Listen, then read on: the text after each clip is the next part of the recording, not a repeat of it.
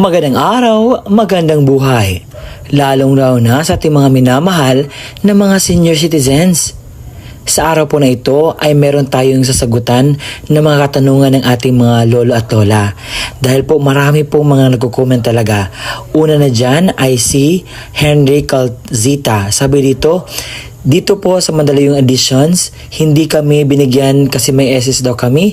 Sabi may SS man o wala, magkaroon ng social pension. Mamaya-maya po i-explain natin ito. At ito po ay related sa social pension for indigent pensioners. At hindi lang po yan ang nagbibigay ng komento. Sabi pa po ni, isa pa dito, sabi niya hindi siya binigyan dahil may SS siya. Pareho lang din ang comment. Sabi niya dito, sana po mapasama ako sa mabigyan ng pension. Dito po ako sa Infanta, Pangasinan. Sana po matulungan niyo po ako. Mamaya-maya atin niyang sasagutin po ang inyong katanungan. Attention sa lahat ng mga senior citizens. Sa araw po na ito, ibabahagi natin ang mga kasagutan bakit po natatanggal ang mga senior citizens sa social pension for indigent pensioners. Atin pong pagkuha ng base, ipakita ko po ang mga natanggal sa inyo kung saang lugar at stay tuned lang po tayo para po malaman natin ang buong detalye sa balitang ito. Attention sa lahat ng mga senior citizens, mga pensioners, tinanggalan ng pensyon. Bakit kaya? Ang buong detalye ay ating pag-uusapan dito po sa aking content, sa aking video. And medyo umulan na. But, bago natin pag-usapan ang content na ito, hayaan niyo muna magpakilala ako sa inyo. Ako po si Roel Mendoza Tanyo. Kung ikaw ay bago pa lang sa aking YouTube channel, huwag kalimutan pong i-like at i-subscribe ang aking YouTube channel at i-bell notification mo na para maging updated ka sa mga videos na i-upload ko pa. And by the way, ang aking vlogs ay patungkol po ito sa updates, payouts, at iba pang mga dapat malaman ng ating mga senior citizens. Kaya kung ikaw ay interesado, stay tuned. Ngayon, atin na pag-usapan at bigyan kasagutan ang katanungan. Let's go! Breaking news! 13,000 na mga senior citizen tanggal sa social pension list. Ano ba ang mga nangyari? Bakit sila tinanggalan ng social pension?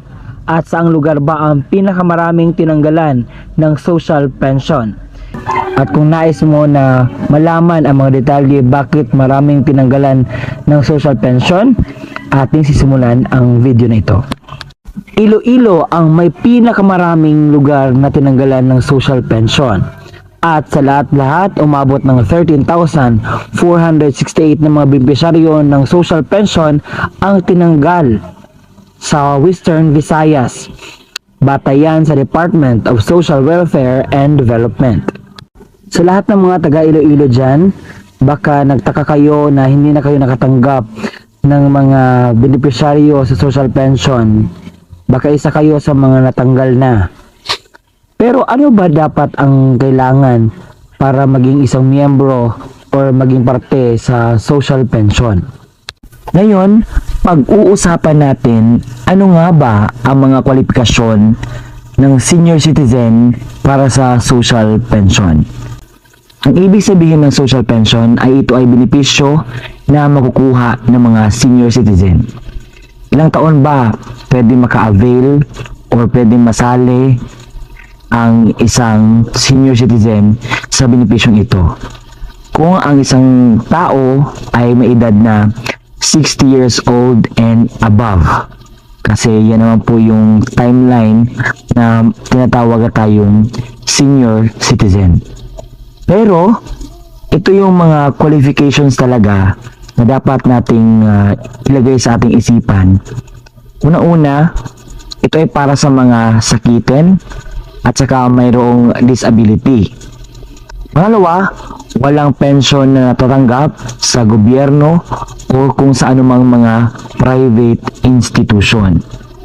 Kung ikaw ngayon ay nakatanggap sa SSS, GSIS, so hindi ka po belong sa benepisyong ito. Dahil po nakalagay po doon na para lamang po sa mga walang tinatanggap na benepisyo buwan-buwan. Pangatlo ay walang permanent na income. Ibig sabihin walang trabaho, walang panghanap buhay.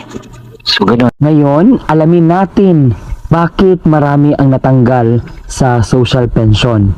Ano po ba yung mga rason? Batay sa pag-validate ng DSWD, nakita nila na may 1,327 na tumatanggap ng pensyon galing sa SSS and GSIS. 830 ay tumatanggap pa ng honorarium or sahod. 331 tumatanggap ng regular na support sa kanilang pamilya. At yung iba ay namatay na. Yung iba naman ay nag-iba ng location na kanilang pinagtitirhan. At ito po ay very red flag dahil po ang qualification na ating pinag-uusapan kanina. Unang-una, kinakailangan wala pong tinatanggap na kung ano na pensyon sa iba't ibang institusyon. So ito yung 1,327, automatic po natanggal na po yun sila. Dahil ang nasa qualification walang-wala po. Yung mga tao dapat na walang tinatanggap na mga pensyon. Baka kasi ang nangyari o ang mangyayari nito, dalawa na yung tinatanggap nila. Nakatanggap pa sila sa GSIS or SSS, tapos meron silang social pension. Yung iba naman nag-aantay dahil yung first lot kasi itong social pension. So, mabuti naman at nag-validate si DSWD dahil marami pa ang nasa waiting list na papasok at tatanggap ng mga pensyon. At yung ano naman, pangalawa is walang income. Pero itong mga nakakuha ng support galing sa kanilang pamilya ay hindi po pwede na maging kasali sa social pension. And lahat po ng mga natanggal, bigyan po natin ng oportunidad yung iba na hindi talaga at walang-wala talaga sa buhay. Dahil sa sobrang hirap po ng panahon, yung iba ay hindi na makasadong makakain sa tamang pagkain. And I hope na mag-validate pa more ang DSWD nang sa gayon marami ang makakatanggap ng benepisyong ito. Nakuha ng Iloilo City ang pinakamataas na senior citizen na tanggal sa social pension na umabot ng 5,324. Kasunod niyan ang Negros Occidental na natanggalan din ng 3,282. Kasunod niyan ang Capiz na tinanggalan din ng 1,594. Kasunod niyan ang Aklan na tinanggalan din ng 1,494. Sumunod dyan ang Antique na natanggalan din ng 1,308. At panghuli, ang Guimaras na natanggalan din ng 466 na social pensioner. At kabuuan, umabot ng 13,468 na mga social pensioner ang natanggal. Sa mga senior citizen dyan na hindi pa alam kung paano ba mag-apply sa social pension, ito po ang panoorin ninyo.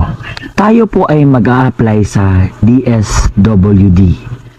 Alam ko mayroon na kayong ideya kung ano po ang DSWD at kung saan po ang pinakamalapit na DSWD office sa inyo, doon po tayo pupunta. So, una-una po ang gagawin natin is mag-fill out tayo ng form na magpa-register tayo doon.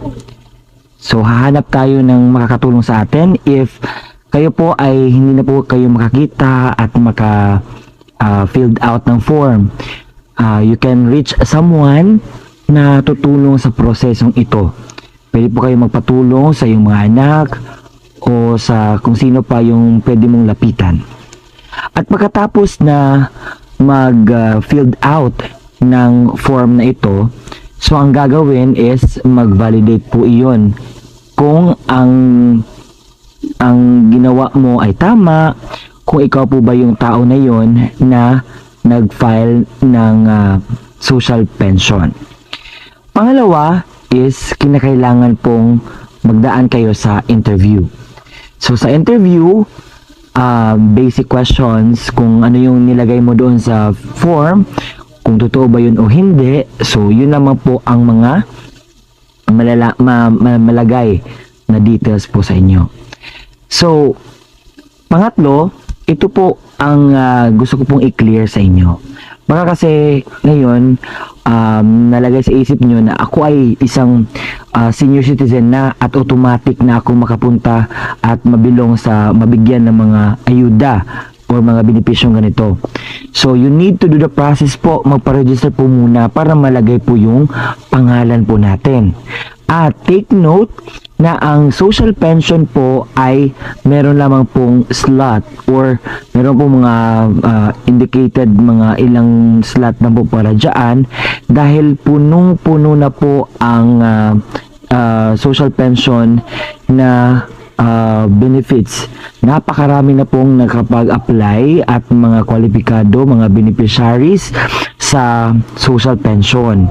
Kaya, ang gagawin natin, kinakailangan tayong mag-antay ng ilang months, years before tayo makapasok sa social pension. Kaya, maraming mga nasa waiting list. So, kung mabakante yung isang slot, so, meron isa naman ang ipasok. So, hindi ibig sabihin po na pasok na kayo sa qualifications ay makakapasok po kayo kaagad. Hindi po ganun. Kinakailangan pa po na mag-antay tayo na mayroong slot na ma-open para naman tayo na maka-avail sa benepisyong ito.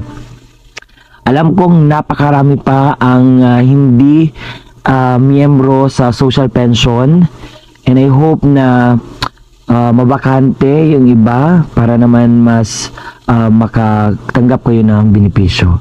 Ngayon naman pag-uusapan natin magkano ba ang matatanggap sa mga beneficiaries ng social pension. So, enacted in July 2022, ang dating 500 pesos po dinoble at naging 1,000 pesos na po ito ngayon. At saka laking tulong na po yan sa mga senior citizen. Kasi po, ang mga senior citizen, meron na po yung mga maintenance at they really need this help na galing po sa kung saan man ang galing. Baka kayo ay magtatanong kung kailan nga ba ang payout nito. Nung dati, every quarter. Ngayon po, ginawang every 6 months na po before mag-payout.